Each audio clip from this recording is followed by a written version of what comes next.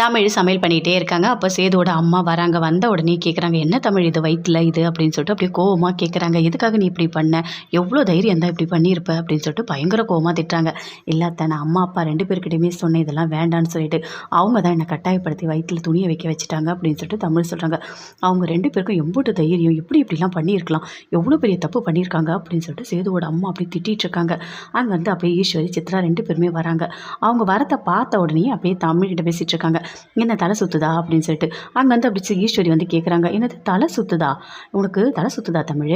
உனக்கு என்ன வாந்தி வர மாதிரி இருக்கா?" அப்படின்னு ஈஸ்வரி கேட்குறாங்க. ஆமாம் அப்படி தான் இருக்குது" அப்படின்னு சொல்கிறாங்க தமிழ். அதை கேட்டவுடனே ஈஸ்வரி சொல்கிறாங்க, "என்ன தமிழ் சொல்கிற? வாந்தி எல்லாமே 3 மாதத்துல நின்றுடும். 5 மாதம் ஆயிடுச்சு, இந்நேரம் எல்லாமே நின்றுட்டு இருக்குமே. நீ என்ன புதுசாக வாந்தி வருது தலை சுற்றுதுன்னு சொல்லிட்டு இருக்க? அது மட்டும் இல்லை, இந்த 5 மாதத்தில் ஒரு நாள் கூட நீ வாந்தி எடுத்ததே கிடையாது" அப்படின்னு ஈஸ்வரி சொல்கிறாங்க. அப்படியே பார்க்குறாங்க, எதுவுமே பேசவே இல்லை. "ஆமாம், என்ன வயிறு வளர்ந்தா மாதிரி இருக்குது?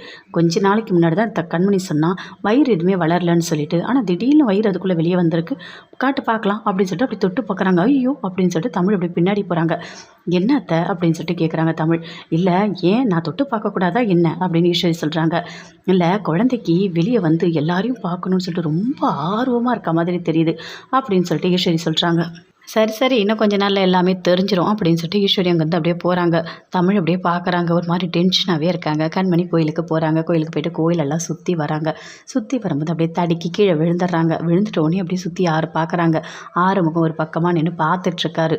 யாருமே தூக்க வரவே இல்லை. அங்கேருந்து ரெண்டு பேர் ஓடி வராங்க தூக்கலான்னு சொல்லிட்டு. அப்போ ஆறுமுகம் தடுத்து நிறுத்துறாரு.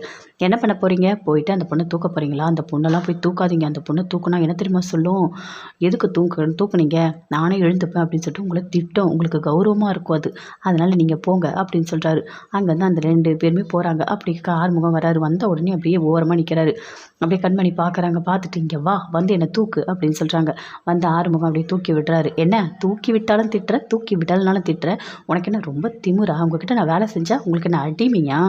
இந்த மாதிரிலாம் வச்சுக்காத" அப்படின்னு சொல்லிட்டு ஆறுமுகம் அப்படியே திட்டிட்டு அங்கேருந்து போகிறாரு. கண்மணி அப்படியே ஆறுமுகத்தை பார்த்து அப்படி வெக்கப்பட்டு அப்படி சிரிக்கிறாங்க. பயங்கரமாக அப்படி சிரிச்சிட்ருக்காங்க. வீட்டில் எல்லாருமே சேர்ந்து இருக்காங்க. இருக்கும்போது சொல்கிறாங்க ஈஸ்வரி, "ஆமாம், ரிசல்ட் வரப்போகுது போல இருக்குது. இங்கே பாரு தமிழ், நீ வந்து நல்லா எழுதலை தானே?" அப்படின்னு கேட்குறாங்க. அப்படி தமிழ் பார்க்குறாங்க. "நீ ஃபெயில் ஆகிடுவல்ல?" அப்படின்னு சொல்லிட்டு கேட்குறாங்க. "ஆமாம்" அப்படின்னு சொல்லிட்டு தமிழ் சொல்கிறாங்க. "அண்ணா இங்கே பாருங்கள், நாளைக்கு ரிசல்ட் வரப்போகுது. தமிழ் ஃபெயில் ஆகிட்டா எல்லாருக்கிட்டையும் கேட்பாங்க. அப்போ நீங்கள் என்ன தெரியுமா சொல்கிறீங்க? மாசமாக இருக்கா, இதுக்கு மேலே நாங்கள் படிக்க வைக்கல அப்படின்னு சொல்லிட்டு அப்படியே விட்டுருங்க" அப்படின்னு சொல்லிட்டு ஈஸ்வரி சொல்கிறாங்க. "சரிம்மா, நீ என்ன சொல்கிறியோ அப்படியே பண்ணிடலாம்" அப்படின்னு சொல்லிட்டு ராஜாங்கமும் சொல்லிட்டு இருக்காரு. அதை கேட்டோன்னே தமிழ் அப்படியே டென்ஷன் ஆகுறாங்க. ஐயோ, என்ன இவங்க இப்படி பேசிகிட்டு இருக்காங்க அப்படின்னு சொல்லிட்டு பயங்கரமாக கோவப்படுறாங்க. அப்போ சேது யோசிக்கிறாரு. "தமிழ், நீ எக்ஸாம்லாம் நல்லா எழுது தமிழ், யாரை பற்றி நீ கவலைப்படாத" அப்படின்னு சேது சொன்னது எல்லாத்தையுமே அவர் அப்படியே நினச்சி பார்த்துட்ருக்காரு. அடுத்த நாள் காலையில் எல்லாருமே வராங்க. வந்து பேட்டி எடுக்கிறதுக்காக வந்து நிற்கிறாங்க. அப்படியே பார்க்குறாங்க ஈஸ்வரி, "யார் நீங்கள்? எதுக்காக இங்கே வந்திருக்கீங்க?" அப்படின்னு சொல்லிட்டு. "இல்லை, இங்கே தமிழ்ன்றவங்க இருக்காங்கல்ல, அவங்கள பேட்டி எடுக்கிறதுக்காக தான் நாங்கள் வந்திருக்கோம். அவங்க மாநிலத்திலேயே 3வது இடத்துல வந்திருக்காங்க. அது மட்டும் இல்லை, 700 மார்க் எடுத்திருக்காங்க நுழைவுத் தேர்வில்" அப்படின்னு சொல்கிறாங்க. அதை கேட்டோன்னே அப்படியே ஈஸ்வரிக்கு பயங்கரமாக கோவம் வருது. "ஓ, இவன் நல்லா எழுதியிருக்காளா?" அப்படின்னு சொல்லிட்டு அப்படி டென்ஷனாக உள்ளே போகிறாங்க. உள்ளே போனோடனே ராஜாங்கம் எல்லாருமே அங்கே தான் இருக்காங்க. "பாருங்க மாமா, பாருங்கள், இங்கே என்ன நடக்குதுன்னு பாருங்கள். இந்த தமிழ்கிட்ட நம்ம என்ன சொன்னோம்? ஒழுங்காக எக்ஸாம் எழுதாத, ஃபெயில் ஆகிடுன்னு தானே சொன்னோம். நல்லா எழுதியிருக்கா. அது மட்டும் இல்லை, மாநிலத்திலேயே 3வது இடத்துல வந்திருக்காளாம். 700 மார்க் எடுத்திருக்காளாம். வெளியே இவளை பேட்டி எடுக்கிறதுக்காக வந்திருக்காங்க" அப்படின்னு சொல்லிட்டு ஈஸ்வரி சொல்கிறாங்க. அப்படியே ராஜாக்கள் எல்லாருமே பார்க்குறாங்க. தமிழ் ரொம்ப சந்தோஷப்படுறாங்க. "அப்பா, 700 மார்க் எடுத்திருக்கோமா, நல்லா தான் எழுதியிருக்கோம்" அப்படின்னு சொல்லிட்டு பயங்கரமாக சந்தோஷப்படுறாரு சேது. "பரவாயில்லையே, நம்ம பொண்டாட்டி நல்லா படிச்சிருக்கா, சூப்பர், கண்டிப்பாக அவளை டாக்டர் படிக்க வச்சிடணும்" அப்படின்னு சொல்லிட்டு பயங்கரமாக சந்தோஷத்தோடு அப்படி யோசிச்சுட்ருக்காரு. எல்லாருமே வெளியே வராங்க. ராஜாங்க எல்லாருமே வெளியே வராங்க. வந்த உடனே கேட்குறாங்க, "உங்கள் மருமக 700 மார்க் எடுத்திருக்காங்க, மாநிலத்திலேயே 3வது இடத்த பிடிச்சிருக்காங்க.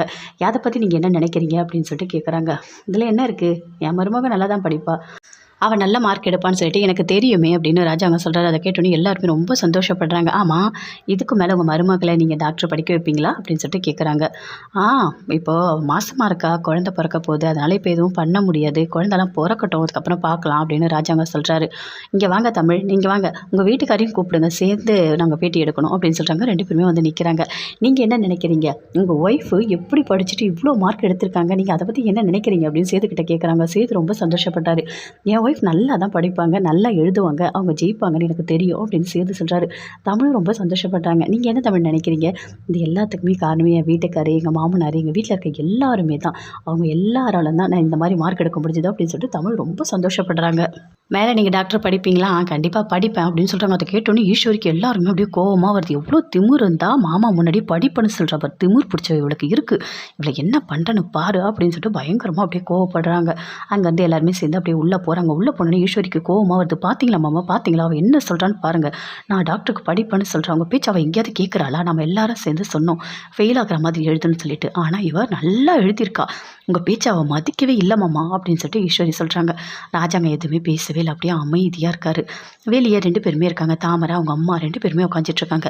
நாம் இங்கே இருக்கிறதுக்கு காரணமே அந்த தமிழ் தான். இதுக்கு முன்னாடி அவள் தான் இந்த கொட்டாயில் இருந்தா, இப்போது இந்த குடிசையில் நாம் இருக்கோம்ல, நல்ல ஒரு சான்ஸ் கிடச்சிருக்குமா, அவளை டாக்டர் ஆகணும்னு நினைக்கிறா, அவள் நிறைய மார்க் எடுத்திருக்கா, அவள் டாக்டர் ஆகவே கூடாதுமா, ஏதாவது ஒன்று பண்ணணும், ஏதாவது ஒரு சதி பண்ணி கண்டிப்பாக அவளை வந்து படிக்க விடக்கூடாது அப்படின்னு சொல்லிட்டு தாமரை சொல்கிறாங்க. சரி நம்ம இங்கே தானே இருக்கோம், பார்த்துக்கலாம் விடு, நீ கவலையே படாது, அந்த தமிழ் கண்டிப்பாக டாக்டருக்கு படிக்கவே மாட்டா, நம்ம படிக்கவும் விடக்கூடாது அப்படின்னு சொல்லிட்டு 2 பேருமே சேர்ந்து பயங்கரமாக பிளான் போட்டுட்ருக்காங்க. உள்ள தமிழ் எல்லாருமே சேர்த்து திட்டிகிட்ருக்காங்க. அப்படியே பயங்கர டென்ஷனாக திட்டிகிட்ருக்காங்க. அப்படியே சேதுவோட அம்மா பார்க்குறாங்க, எதுவுமே பேசவே இல்லை. ராஜாங்க சொல்கிறாரு, என்னம்மா உன்னை வந்து சரியாக எழுத வேணாம் தானே சொன்னோம் அப்படின்னு கேட்குறாரு. இல்லை மாமா, அதுக்காக இல்லை, என்னோடய கனவு ஆசை எல்லாமே டாக்டர் ஆகணும் தான், என்னால் எப்படி அப்படி எழுத முடியும், நான் பண்ணது தப்பு தான், என்னை மன்னிச்சிடுங்க மாமா அப்படின்னு சொல்லிட்டு தமிழ் சொல்கிறாங்க. சரிம்மா எழுதிட்ட, ஓகே நிறைய மார்க் எடுத்துட்ட, ஆனால் இதுக்கு மேலே நீ டாக்டர் படிக்கணும்னு கனவு கூட காணாத சரியா, அப்படி ஒரு விஷயம் நடக்கவே நடக்காது அப்படின்னு ராஜாங்க சொல்கிறாரு. அப்படியே சேதுவை பார்க்குறாங்க. சேதுவும் அப்படியே டென்ஷன் ஆகுறாரு. இங்கே பாருமா, அதோட விட்டுரு, இப்போ நீ மாசமாக இருக்க, உன் வயிற்றில் குழந்தை இருக்குது, நல்லபடியாக குழந்தைய பெத்துடா, அது போதும், அதுக்கப்புறம் எதுவாக இருந்தாலும் பார்த்துக்கலாம் அப்படின்னு ராஜாங்க சொல்கிறாரு. அப்படியே அமைதியாக இருக்காங்க தமிழ். சரி மாமா அப்படின்னு சொல்லிட்டு அங்கேருந்து அப்படியே போகிறாங்க. பின்னாடி சேதுவும் போகிறாரு. போனவுடனே தமிழ் பயங்கரமாக அழறாங்க. நான் படிக்கணும்னு ஆசைப்பட்டேன், எல்லாரும் சேர்ந்து இப்படி பண்ணுறாங்களே அப்படின்னு சொல்லிட்டு பயங்கரமாக அழறாங்க.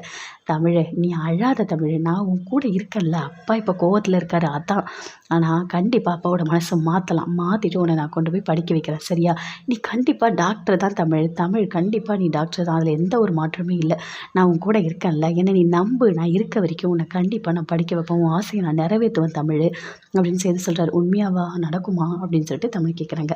நடக்கும் தமிழ், நீ நம்பிக்கையாக இரு, என் மேலே எவ்வளோ நம்பிக்கை வச்சிருப்ப தெரியும்ல, அந்த மாதிரி நம்பிக்கையாக இரு, உன்னை கண்டிப்பாக டாக்டர் ஆக்குவேன் அப்படின்னு சொல்லிட்டு சேது சொல்கிறாரு. அதை கேட்டோடனே அப்படியே தமிழுக்கு சந்தோஷமாக இருக்குது.